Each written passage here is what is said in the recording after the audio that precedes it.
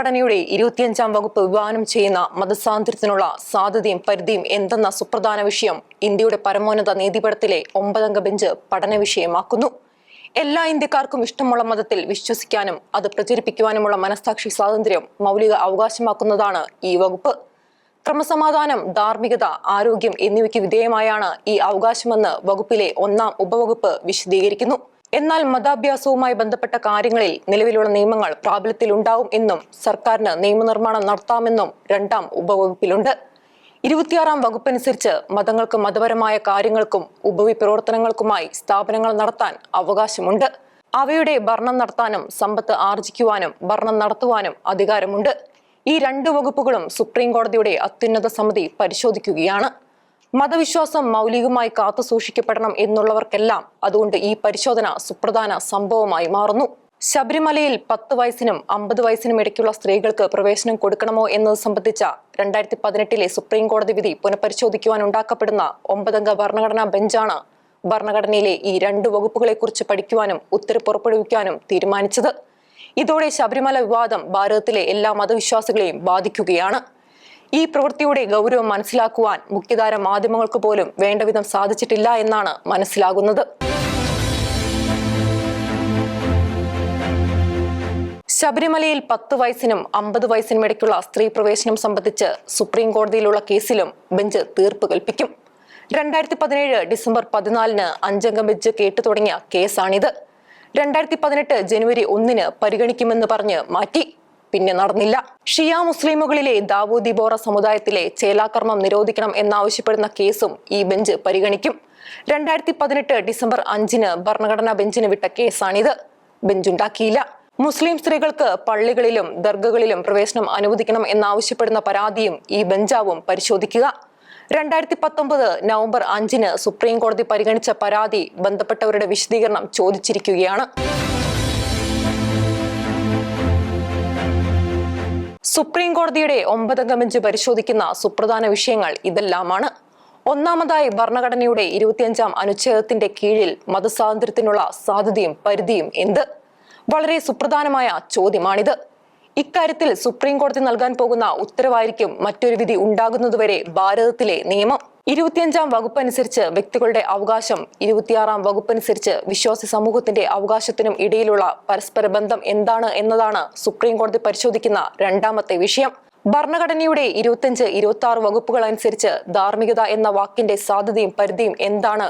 അതിൽ ഭരണഘടനാ ധാർമ്മികതയും ഉൾപ്പെടുമോ എന്ന വിഷയവും സുപ്രീം കോടതി പരിശോധിക്കുന്നു. കാരണം ഭരണഘടനയുടെ 25, 26 വകുപ്പുകൾ ഉറപ്പാക്കുന്ന മൗലിക സ്വാതന്ത്ര്യം, ക്രമസമാധാനം, ധാർമ്മികത, ആരോഗ്യം എന്നിവയ്ക്ക് വിധേയമായാണെന്ന് വകുപ്പിലെ 1-ാം ഉപവകുപ്പ് വിശദീകരിക്കുന്നു.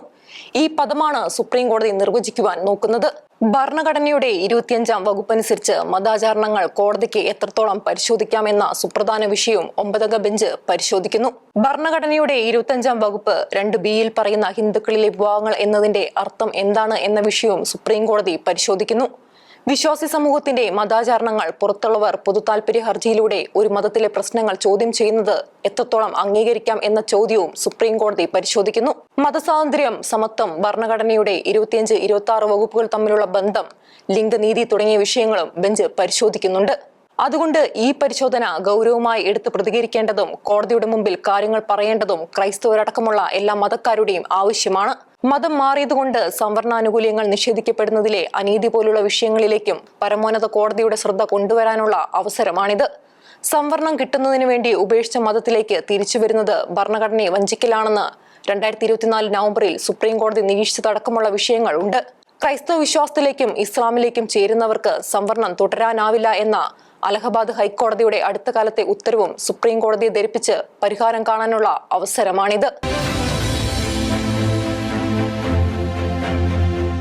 സുപ്രീം കോടതി കേസുകൾ പരിഗണിക്കുന്നതിന് 9-അംഗ ബെഞ്ച് ഉണ്ടാക്കുന്നത് സാധാരണമല്ല. 2-അംഗ ബെഞ്ചും 3-അംഗ ബെഞ്ചുമാണ് സാധാരണ വലിയ കേസുകൾ പരിശോധിക്കുക. കൂടുതൽ വലിയ കേസുകളിൽ 5-അംഗ ബെഞ്ച് രൂപീകരിക്കും. 2018 ശബരിമല വിഷയത്തിൽ ചീഫ് ജസ്റ്റിസ് ദീപക് മിശ്ര, ജഡ്ജിമാരായ കാൻവിൽക്കർ, നരിമാൻ, DY ചന്ദ്രചൂഡ്, ഇന്ദു മൽഹോത്ര എന്നിവരടങ്ങുന്ന സുപ്രീം കോടതിയുടെ 5-അംഗ ബെഞ്ചാണ് വിധി പുറപ്പെടുവിച്ചത്. ബെഞ്ചിലെ 4 അംഗങ്ങളും ഈ ആചാരം ഭരണഘടനാ വിരുദ്ധമാണെന്ന് വിധിച്ചു. ഇന്ദു മൽഹോത്ര വിയോജിച്ചു. യുവതികൾക്ക് ശബരിമല ദർശനത്തിനുള്ള വിലക്ക് നീക്കണമെന്ന് വിധിയായി. പുരോഗമനക്കാർ എന്ന് കരുതുന്ന പലരും ഈ നിലപാടുകാരായിരുന്നു. എല്ലാ സ്ത്രീകൾക്കും ശബരിമല ദർശനം അനുവദിക്കണമെന്ന് 2016 RSS സെക്രട്ടറി ബയ്യാജി ജോഷി പറഞ്ഞു. കോടതി വിധി നടപ്പാക്കണമെന്ന് അന്നത്തെ പ്രതിപക്ഷ നേതാവ് രമേശ് ചെന്നിത്തലയും പറഞ്ഞു. നിരീശ്വരവാദികളായ പിണറായി സർക്കാർ ഇത് നല്ല അവസരമായി കണ്ടു. കോടതി വിധിയുടെ മറവിൽ ശബരിമലയിൽ ആചാരലംഘനം നടത്തിക്കുവാൻ പിണറായി സർക്കാർ മുൻകൈയെടുത്തു. എന്തെതിർപ്പും നേരിട്ട് ശബരിമല ദർശനം നടത്താൻ മുന്നോട്ട് വന്ന ബിന്ദു അമ്മണിക്കും കനകദുർഗയ്ക്കും സർക്കാർ എല്ലാ ഒത്താശയും നൽകി. അയ്യപ്പ ഭക്തന്മാർ പ്രതിഷേധിച്ച് സമരത്തിനിറങ്ങി. ശബരിമല കർമ്മസമിതി ഉണ്ടായി. അവർ ആചാരലംഘനത്തെ എതിർത്തു. അതിന് ശ്രമിക്കുന്നവരെ കായികമായി തടയാൻ തയ്യാറായി. പോലീസ് കേസുകൾ ധാരാളമുണ്ടായി. സമുദായ സംഘടനകളിൽ NSS ശക്തമായി സമിതിക്ക് ഒപ്പം നിന്നു. സർക്കാർ അവരെ വേട്ടയാടി. തലസ്ഥാനത്ത് നടന്ന പ്രതിഷേധ നാമജപ യാത്രയിൽ പങ്കെടുത്തവർക്കെതിരെ കലാപശ്രമത്തിന് കേസെടുത്തു. SNDP പതിവ് പോലെ ഉരുണ്ടുകളിച്ചു. ശബരിമല വിധി പുനഃപരിശോധിക്കണം എന്നാവശ്യപ്പെട്ട് 2019 67 പരാതികൾ സുപ്രീം കോടതിയിലെത്തി. തിരുവിതാംകൂർ ദേവസ്വം ബോർഡ് പ്രസിഡന്റ് കോൺഗ്രസ് നേതാവ് പ്രയാർ ഗോപാലകൃഷ്ണനും പുനഃപരിശോധനാ ഹർജി നൽകി. പുനഃപരിശോധനയെ പിണറായി സർക്കാർ എതിർത്തു. കോടതി ഹർജി പരിഗണിച്ചപ്പോൾ പ്രയാറിന്റെ ദേവസ്വം ബോർഡ് പ്രസിഡന്റ് കാലാവധി കഴിഞ്ഞു. എങ്കിലും സ്വന്തം നിലയിൽ അദ്ദേഹം കേസ് നടത്തി. 2019 നവംബറിൽ വിധി പുനഃപരിശോധിക്കുവാൻ സുപ്രീം കോടതി തീരുമാനിച്ചു. പക്ഷേ പഴയ വിധി സ്റ്റേ ചെയ്തില്ല. 5 അംഗ ബെഞ്ചിന്റെ വിധി പുനഃപരിശോധിക്കാൻ 7 അംഗ ബെഞ്ചെങ്കിലും ഉണ്ടാവണം. എന്നാൽ 9 അംഗ ബെഞ്ചാണ് നിയോഗിക്കപ്പെട്ടത്. 34 അംഗ സുപ്രീം കോടതിയിലെ ഏതാണ്ട് 1/3 ജഡ്ജിമാർ കേസ് കേൾക്കുന്നു എന്നർത്ഥം. ഇതിലും വലിയ ബെഞ്ച് ഒരു കേസ് കേട്ട അവസരങ്ങൾ കുറവാണ്. 1970 മൗലികാവകാശത്തെക്കുറിച്ച് Rustom Cavasjee Cooper versus India union എന്ന കേസ് 11 അംഗ ബെഞ്ച് കേട്ടു. 1973 ഭരണഘടനയുടെ മൗലിക സ്വഭാവത്തിൽ മാറ്റം വരുത്താൻ പാർലമെന്റിന് അധികാരമുണ്ടോ എന്ന വിഷയം 13 അംഗ ബെഞ്ച് കേട്ടു. ശബരിമല വിഷയത്തോട് ഒപ്പം അന്യമതസ്ഥരെ വിവാഹം കഴിച്ച പാഴ്സി സ്ത്രീകളുടെ ക്ഷേത്രപ്രവേശനം, ഷിയ മുസ്ലിമുകളിലെ ദാവൂദി ബോറ സമുദായത്തിലെ ചേലാകർമ്മം, മുസ്ലിം സ്ത്രീകൾക്ക് പള്ളികളിലും ദർഗകളിലും പ്രവേശന അനുവാദം എന്നീ പരാതികളും ഒന്നിച്ച് പരിശോധിക്കണമെന്ന് 2019 അന്നത്തെ ചീഫ് ജസ്റ്റിസ് രഞ്ജൻ ഗൊഗോയ് അധ്യക്ഷനായ ബെഞ്ച് ഭൂരിപക്ഷ തീരുമാനപ്രകാരം നിശ്ചയിച്ചു. അതനുസരിച്ച് 2020 9 അംഗ ബെഞ്ചുണ്ടാക്കി. ഒരു ദിവസം വാദം കേട്ടു. പിന്നീട് ഒന്നും സംഭവിച്ചില്ല. ഇപ്പോൾ ചീഫ് ജസ്റ്റിസ് സൂര്യകാന്ത് വിഷയത്തിൽ തീരുമാനമുണ്ടാക്കുവാൻ തീരുമാനിച്ചു. അദ്ദേഹം അധ്യക്ഷനായ 9 അംഗ ഭരണഘടനാ ബെഞ്ചാണ് ഈ സുപ്രധാന നീക്കം നടത്തുന്നത്. ജഡ്ജിമാരായ ജോയ് ബാലിയ ബാഗ്ചി, വിപുൽ M പാച്ചോളി എന്നിവർക്ക് പുറമെ ആരെല്ലാം ബെഞ്ചിൽ ഉണ്ടാവുമെന്ന് അറിവായിട്ടില്ല. ഏപ്രിൽ 7-ന് 9 അംഗ ബെഞ്ച് ഹിയറിംഗ് ആരംഭിക്കും. കൃത്യമായ സമയക്രമവും നിശ്ചയിച്ചു. 2026 മാർച്ച് 14-നകം ബന്ധപ്പെട്ട കക്ഷികളെല്ലാം നിലപാട് പറയണം. ഏപ്രിൽ 22-ന് കേസിലെ വാദം പൂർത്തിയാകും. ഏപ്രിൽ 7 മുതൽ 9 വരെ സ്ത്രീ പ്രവേശനത്തെ എതിർക്കുന്നവരുടെ വാദം, ഏപ്രിൽ 14 മുതൽ 16 വരെ സ്ത്രീ പ്രവേശനത്തെ അനുകൂലിക്കുന്നവരുടെ വാദം എന്നിവ നടക്കും. 21, 22 തീയതികളിൽ അമിക്കസ് കോറികളുടെ വാദം. കേസ് വിധി പറയാനായി മാറ്റും.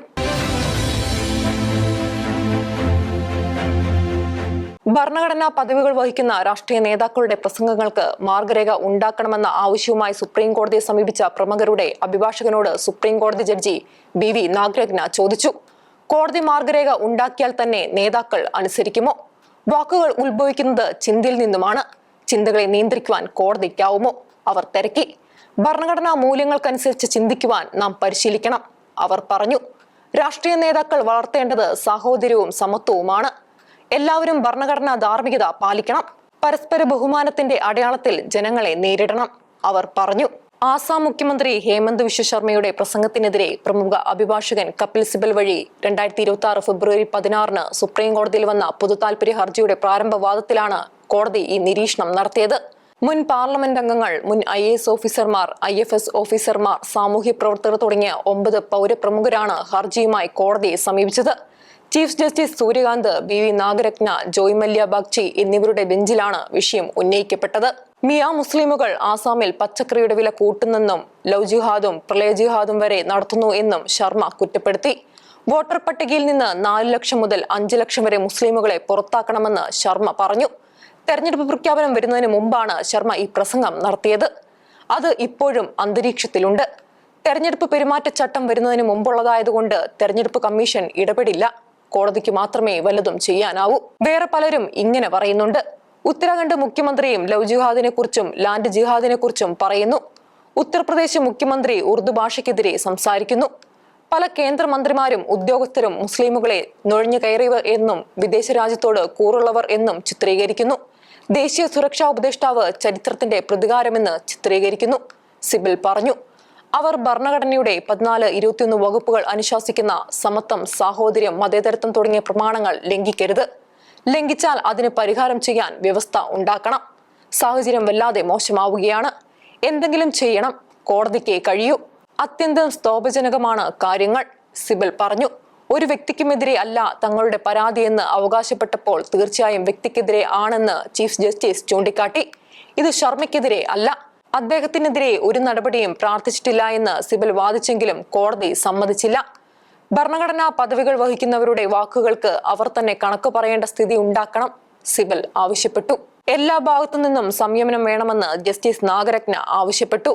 നിശ്ചയമായും വേണം, സിബൽ സമ്മതിച്ചു. ശർമ്മയ്ക്കെതിരായ പൊതുതാൽപര്യ ഹർജി പരിഗണിക്കുവാൻ കോടതി വിസമ്മതിച്ചു. ഏതാനും വ്യക്തികളെയും പാർട്ടികളെയും തെരഞ്ഞുപിടിച്ച് ആക്ഷേപിക്കുന്ന ഹർജി സുപ്രീം കോടതിക്ക് പരിഗണിക്കാനാവില്ലെന്ന് ചീഫ് ജസ്റ്റിസ് വ്യക്തമാക്കി. കപിൽ സിബലിനെ പോലെ മുതിർന്ന അഭിഭാഷകൻ സമർപ്പിച്ച ഹർജി പോലും ശരിയല്ലെന്നും പുതിയ ഹർജിയുമായി വരാനും ചീഫ് ജസ്റ്റിസ് സൂര്യകാന്ത് നിർദ്ദേശിച്ചു. പരാതി പിൻവലിച്ച് ഭരണഘടനാപരമായ കാര്യങ്ങൾ മാത്രം ഉന്നയിക്കുക. ഒരു പാർട്ടിക്കെതിരാണ് എന്ന ധാരണ ഉണ്ടാക്കരുത്. വസ്തുനിഷ്ഠമായും നിഷ്പക്ഷമായും വരിക, ചീഫ് ജസ്റ്റിസ് നിർദ്ദേശിച്ചു.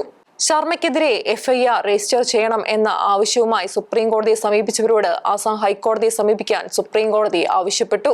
മതേതരവാദികളെന്ന് അവകാശപ്പെടുന്ന 12 പ്രമുഖരാണ് കോടതിയെ സമീപിച്ചത്.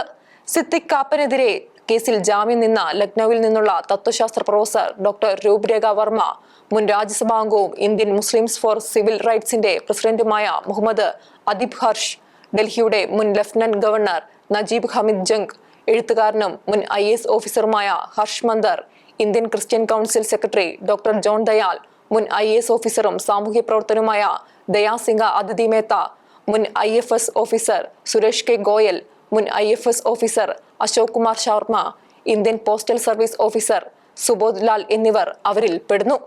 മുസ്ലിമുകൾ സുപ്രീം കോടതിയിൽ സമർപ്പിക്കുന്ന കേസുകളിൽ മിക്കവാറും കപിൽ സിബൽ അഭിഭാഷകനായി വന്നു.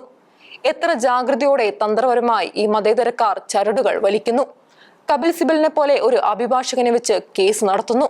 സുപ്രീം കോടതിയിലെ കേസ് നടത്താൻ വേണ്ടി വരുന്ന പണച്ചെലവിനുള്ള ബുദ്ധിമുട്ടിനെ കുറിച്ച് CBCI അധ്യക്ഷൻ അടുത്ത കാലത്ത് പരിതപിച്ചത് കൂട്ടി വായിക്കണം.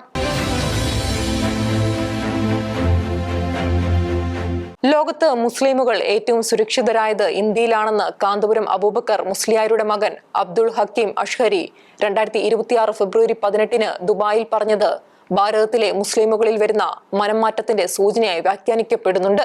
ഫെബ്രുവരി 17 കാന്തപുരം പ്രധാനമന്ത്രിയുമായി കൂടിക്കാഴ്ച നടത്തി. ദേശീയ സുരക്ഷാ ഉപദേഷ്ടാവ് അജിത് ഡോവലും കൂടിക്കാഴ്ചയിൽ പങ്കെടുത്തു. അദ്ദേഹം കണ്ണൂരിൽ പോലീസ് ഉദ്യോഗസ്ഥനായിരുന്ന കാലം മുതൽ കാന്തപുരവുമായി പരിചയമുണ്ടാവണം. മലപ്പുറത്ത് നടക്കുന്ന സമസ്തയുടെ ശതാബ്ദി ആഘോഷത്തിലേക്ക് പ്രധാനമന്ത്രി നരേന്ദ്രമോദിയെ കാന്തപുരം ക്ഷണിച്ചു. മോദി അനുകൂല സമീപനം സ്വീകരിച്ചതായും വാർത്തയുണ്ട്. കേരളത്തിലെ സുന്നികളെല്ലാം ഒന്നിക്കുന്നതിനുള്ള നീക്കം നടക്കുകയാണ്. ജനാധിപത്യ മുന്നണിയേക്കാൾ ദേശീയ മുന്നണിയാണ് നല്ലതെന്ന് മുസ്ലിം ലീഗിന് തോന്നുന്നതിലേക്ക് ഈ അടുപ്പം എത്തും എന്നുവരെ പറയുന്നവരുണ്ട്. ഭാരതത്തിലെ പ്രതിപക്ഷ നേതാവ് പാർലമെന്റിൽ നടത്തിയ പ്രസംഗത്തിലെ പല ഭാഗങ്ങളും സഭാധ്യക്ഷന്റെ വിവേചനാധികാരം ഉപയോഗിച്ച് നീക്കം ചെയ്തതും അദ്ദേഹത്തിന്റെ പാർലമെന്റ് അംഗത്വം വരെ റദ്ദാക്കാൻ BJP നടത്തുന്ന നീക്കങ്ങളും ഏറെ ഭീതി ഉളവാക്കുന്നതാണ്. വേട്ടയാടപ്പെടുന്ന നേതാവ് എന്ന ചിത്രം രാഹുലിന് ആഗോളതലത്തിൽ ഉണ്ടാക്കാനാവും അതുവഴി വെക്കുക. പ്രതിപക്ഷ നേതാവിനെ പുറത്താക്കുവാൻ മാത്രമല്ല, അദ്ദേഹത്തിന് ആജീവനാന്ത വിലക്ക് ഏർപ്പെടുത്തുവാൻ വരെയാണ് BJP MP നിഷികാന്ത് ദുബെ ലോക്സഭയിൽ നോട്ടീസ് നൽകിയിരിക്കുന്നത്. ഫെബ്രുവരി 17 ദുബെ നോട്ടീസ് നൽകിയ പ്രമേയത്തിൽ രാഹുൽ ഗാന്ധി രാജ്യത്തെ ഛിന്നഭിന്നമാക്കുവാൻ നോക്കുന്നു, ഇതിനായി ഒരു തുക്കടെ സംഘം പ്രവർത്തിക്കുന്നു, ദേശവിരുദ്ധ ശക്തികളുമായി ചേർന്ന് രാജ്യത്തെ നശിപ്പിക്കുവാൻ നോക്കുന്നു, ജോർജ് സോറസുമായി ചേർന്ന് ഇതിനായി പ്രവർത്തിക്കുന്നു തുടങ്ങിയ ആരോപണങ്ങളാണ് ഉന്നയിച്ചത്. ഇന്തോ അമേരിക്കൻ കച്ചവട കരാറിനെ കുറിച്ച് ലോക്സഭയിൽ ദുബെയും രാഹുലും തമ്മിൽ വലിയ തർക്കമുണ്ടായി. കരാർ ഭാരതത്തിലെ ടെക്സ്റ്റൈൽ വ്യവസായത്തെയും പരുത്തി കർഷകരെയും ഇല്ലാതാക്കുമെന്ന് രാഹുൽ സമർത്ഥിച്ചു. ഇതെല്ലാം ദേശവിരുദ്ധമാണത്രേ. ദുബൈയുടെ പ്രമേയം ഉള്ളതുകൊണ്ട് സർക്കാർ ഇത് സംബന്ധിച്ച നീക്കം വേണ്ടെന്ന് വെച്ചു എന്ന് പാർലമെന്ററി കാര്യമന്ത്രി കിരൺ റിജിജു പറഞ്ഞു. സ്പീക്കറുമായി ആലോചിച്ച് അടുത്ത നടപടികൾ സ്വീകരിക്കുമെന്നും അദ്ദേഹം അറിയിച്ചു. മാർച്ച് 9 ശേഷം കൂടുന്ന സഭയിൽ പ്രമേയം വരുമെന്നും റിജിജു പറഞ്ഞു. പ്രതിപക്ഷ കക്ഷികളെ കൂടുതൽ ഒന്നിപ്പിക്കാനും ഭരണ മുന്നണിയിൽ അസ്വസ്ഥത ഉണ്ടാക്കാനുമാവും പ്രമേയം ഇടയാക്കുക. ദേശീയ ജനാധിപത്യ മുന്നണിയിലെ ഘടകകക്ഷികളെല്ലാം പ്രമേയത്തെ അനുകൂലിക്കാനിടയില്ല. കോൺഗ്രസ് ഭരണകാലത്ത് സുബ്രഹ്മണ്യ സ്വാമി, ചിത്രപാൽ സിംഗ് ലോധ, സ്വാമി സാക്ഷി മഹാരാജ് തുടങ്ങിയവരുടെ പാർലമെന്റ് അംഗത്വം റദ്ദാക്കിയിട്ടുണ്ട്. ദുബെ ചൂണ്ടിക്കാണിച്ചു. ഈ തീരുമാനങ്ങൾ സുപ്രീം കോടതി ശരിവെച്ചതുമാണ്. ദുബെ തന്റെ പ്രമേയത്തിന്റെ സാധുതയ്ക്ക് അടിസ്ഥാനമായി പറഞ്ഞു. 1976 നവംബർ 15 അടിയന്തരാവസ്ഥ കാലത്താണ് സുബ്രഹ്മണ്യ സ്വാമിയുടെ രാജ്യസഭാംഗത്വം റദ്ദാക്കിയത്. അടിയന്തരാവസ്ഥയ്ക്കെതിരെ വിദേശ രാജ്യങ്ങളിൽ പ്രസംഗിച്ചതിനായിരുന്നു ജനസംഘക്കാരനായ സ്വാമിയെ അന്ന് പുറത്താക്കിയത്. കോൺഗ്രസ് നേതാവ് കമാലാപതി ത്രിപാഠിയാണ് പ്രമേയം അവതരിപ്പിച്ചത്. 2006 മാർച്ച് 21 സാക്ഷി മഹാരാജിനെ പാർലമെന്റ് പുറത്താക്കിയത്. എംപിമാരുടെ വികസന പദ്ധതികൾ കൊടുക്കുന്നതിന് കൈക്കൂലി വാങ്ങുന്നതായി സ്റ്റിംഗ് ഓപ്പറേഷനിലൂടെ കണ്ടെത്തിയതിനെ തുടർന്നാണ് അദ്ദേഹത്തെ പുറത്താക്കിയത്. അന്ന് ക്വാറികൾക്ക് പണം വാങ്ങിയതിന് 11 എംപിമാരെ പുറത്താക്കിയിരുന്നു. മിക്കവരും രാജ്യസഭാ അംഗങ്ങളായിരുന്നു. ദുബെ ചൂണ്ടിക്കാട്ടുന്ന ഉദാഹരണങ്ങളും രാഹുൽ ഗാന്ധി സംഭവവും എങ്ങനെ തുലനം ചെയ്യാനാവും എന്ന ചോദ്യം പ്രസക്തമാണ്. രാഹുൽ ഇന്ത്യയുടെ പ്രതിപക്ഷ നേതാവാണ്. അദ്ദേഹത്തെ പാർലമെന്റിൽ നിന്നും പുറത്താക്കിയാൽ ഇന്ത്യൻ ജനാധിപത്യത്തെക്കുറിച്ച് ലോകസമൂഹം എന്ത് കരുതും?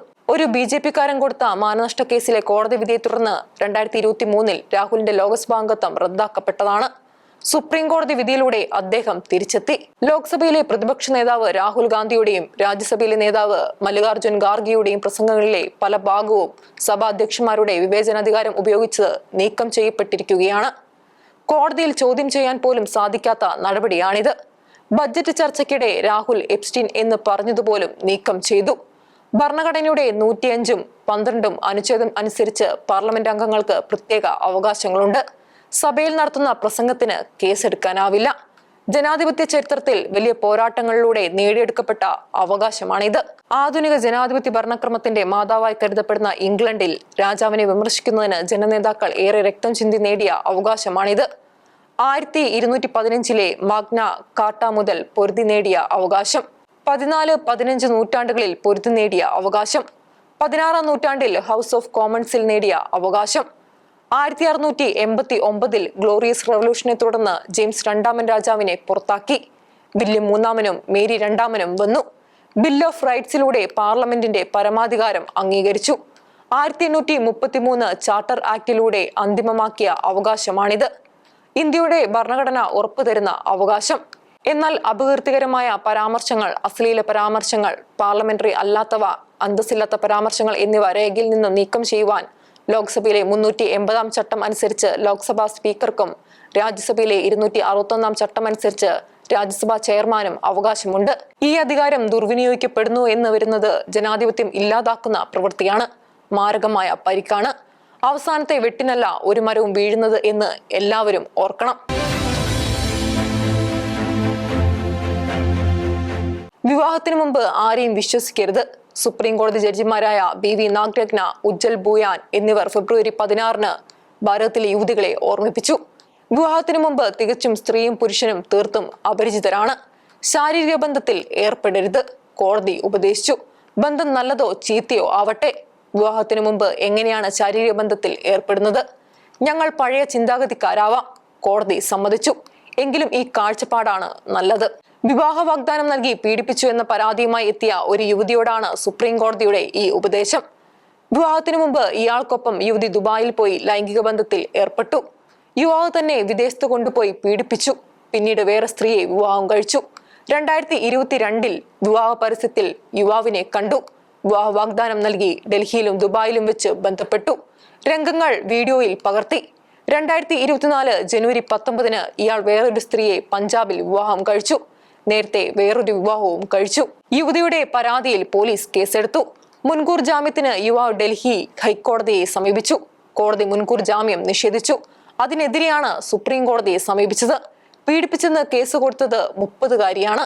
ഉഭയകക്ഷി സമ്മതപ്രകാരമല്ലേ എല്ലാം നടന്നത്? കോടതി ചോദിച്ചു. പ്രശ്നം പറഞ്ഞു തീർക്കാൻ സുപ്രീം കോടതി നിർദ്ദേശിച്ചു. അടുത്ത കാലത്ത് വ്യാപകമാകുന്ന വിവാഹപൂർവ്വ ലൈംഗിക വേഴ്ചകളുടെ ഒരു ദുരന്ത ഫലം Kerala state AIDS control society പുറത്തുവിട്ടു.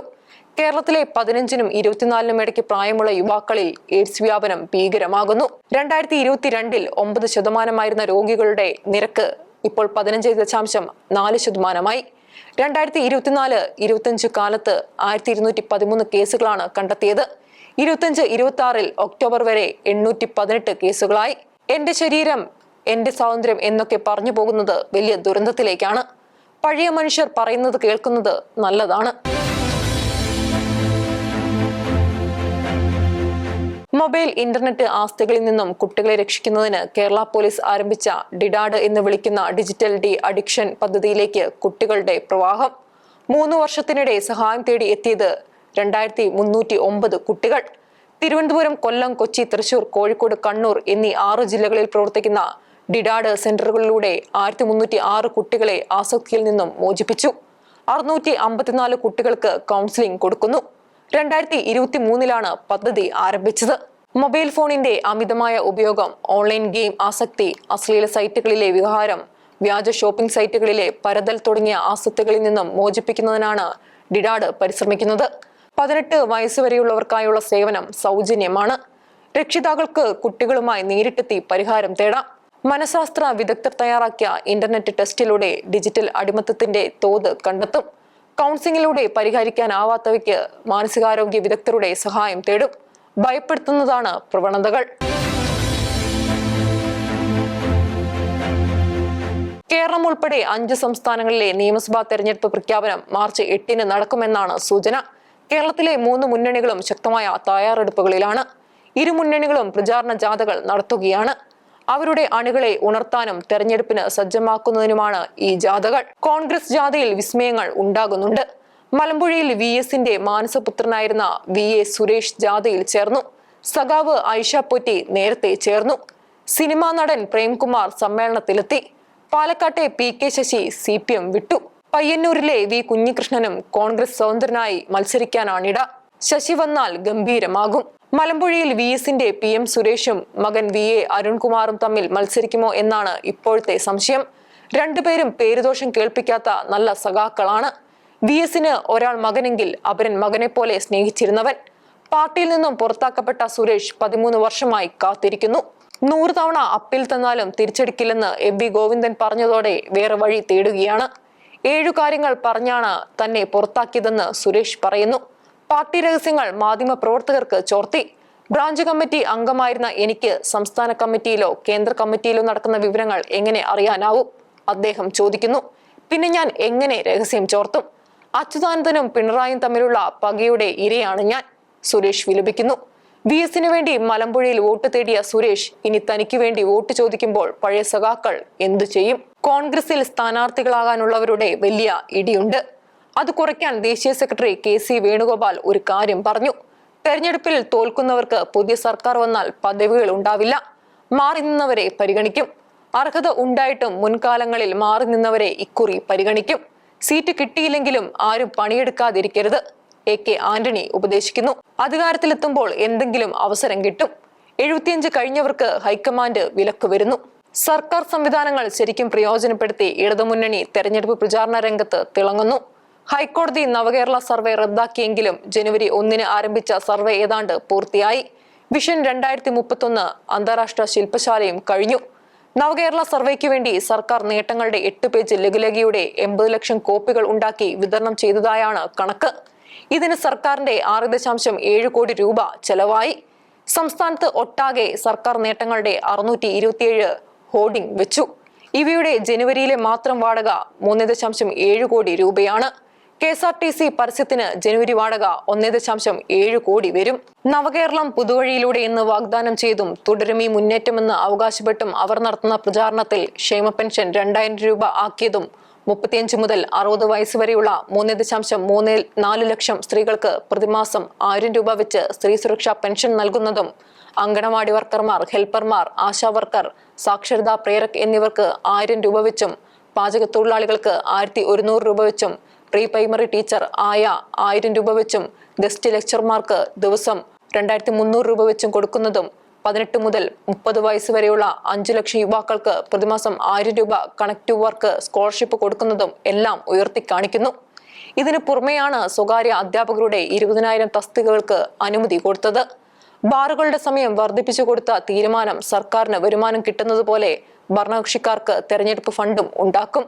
ഇതിനു പുറമെയാണ് കിഫ്ബിയുടെ പരസ്യങ്ങൾ. സർക്കാർ ഫണ്ട് ഉപയോഗിച്ച് പിണറായി സർക്കാർ തെരഞ്ഞെടുപ്പ് പ്രചാരണം നടത്തുന്നതിന് തെളിവാണ് കിഫ്ബി പരസ്യങ്ങൾ എന്ന് രമേശ് ചെന്നിത്തല ആരോപിച്ചു. കഴിഞ്ഞ സാമ്പത്തിക വർഷം മാത്രം 150 കോടി രൂപ പ്രചാരണത്തിന് ചെലവാക്കി. മസാല ബോണ്ട് വഴി 9.5% പലിശക്കെടുത്ത പണമാണ് ഇങ്ങനെ ദുർവിനിയോഗിക്കുന്നത്. 2018 മുതൽ 2021 വരെ 102 കോടി രൂപ കിഫ്ബി പരസ്യത്തിനായി വിനിയോഗിച്ചു. വഴിവിട്ട പ്രവൃത്തികൾ ചെയ്ത ഉദ്യോഗസ്ഥർക്കെതിരെ നടപടി ഉണ്ടാവും. കിഫ്ബി ഫണ്ടിലെ 30 കോടി രൂപ വിവിധ മാധ്യമങ്ങളിൽ സ്പോൺസേഡ് കണ്ടന്റുകൾ വരുത്താൻ ഉപയോഗിച്ചു. കിഫ്ബി നിയമം അനുസരിച്ച് 100 കോടിയിലേറെ പരസ്യത്തിന് ചെലവാക്കാനാവില്ലെന്ന് രമേശ് പറഞ്ഞു. ധനകാര്യ വിപണിയിൽ വിശ്വാസ്യത ഉണ്ടാക്കാനും നിലനിർത്താനും മികച്ച രീതിയിൽ ബ്രാൻഡിംഗ് ചെയ്യണമെന്ന് 2018 മുതൽ തീരുമാനം. ലക്ഷ്യങ്ങൾ നേടുന്നതിന് ആനുപാതികമായി പരസ്യം ചെയ്യുന്നു എന്ന് കിഫ്ബി വിശദീകരിച്ചു. തുടർഭരണം കിട്ടിയില്ലെങ്കിൽ ഇടത് സർക്കാർ തുടങ്ങിയതെല്ലാം നിലയ്ക്കുമെന്നും അവർ പറയുന്നുണ്ട്. ഇതിനിടയിൽ കോടതികളിൽ നിന്നും കനത്ത തിരിച്ചടികൾ ഏൽക്കേണ്ടി വന്നു. നവകേരള സർവേ റദ്ദാക്കി. ശബരിമല സ്ത്രീ പ്രവേശനം, അയ്യപ്പ സംഗമം, ആന്റണി രാജുവിന്റെ തൊണ്ടിമുതൽ കേസ് എന്നിവകളിൽ വലിയ തിരിച്ചടിയുണ്ടായി. കേരളം തെരഞ്ഞെടുപ്പ് ചൂടിൽ തിളച്ചു തുടങ്ങി.